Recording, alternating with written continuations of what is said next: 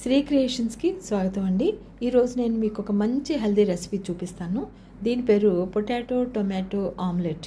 దీనికి కావాల్సిన పదార్థాలు 2 కోడిగుడ్లు, ఒక పెద్ద బంగాళాదుంప, ఒక టమాటో, 2 ఉల్లిపాయలు, 2 పచ్చిమిర్చి.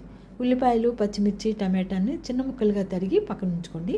బంగాళాదుంపకు చెక్కు తీసి తురుముకొని నీళ్ళల్లో వేసి ఉంచండి, లేదంటే కలర్ మారుతుంది.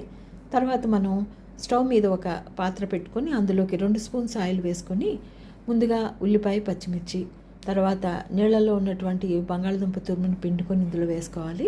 తర్వాత టమాటో ముక్కలు వేసి జస్ట్ 2-3 నిమిషాలు అలా కలిపితే చాలండి, పెద్దగా వేగాల్సిన పని లేదు.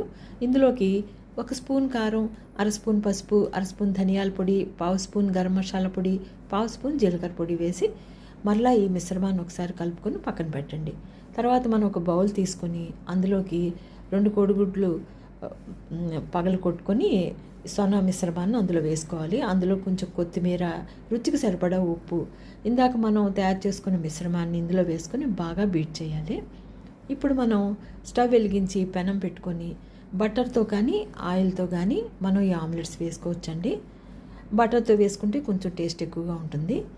ఇందులో ఈ తయారు చేసుకున్నటువంటి ఈ ఆమ్లెట్ మంచి పోషకాహారం అండి. ఇందులో ప్రోటీన్ ఉంది, కార్బ్స్ ఉన్నాయి, విటమిన్స్ ఉన్నాయి.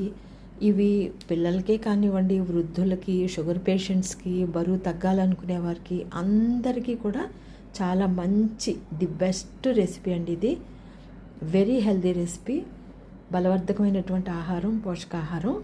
దీన్ని మనం సలాడ్ పెట్టుకుని తింటే మనకి కడుపు నిండుతుంది, మరలా మనకి ఆకలి కూడా వేయదు. ఇది బ్రేక్ఫాస్ట్లోకి, డిన్నర్లోకి చాలా బాగుంటుంది. మీరు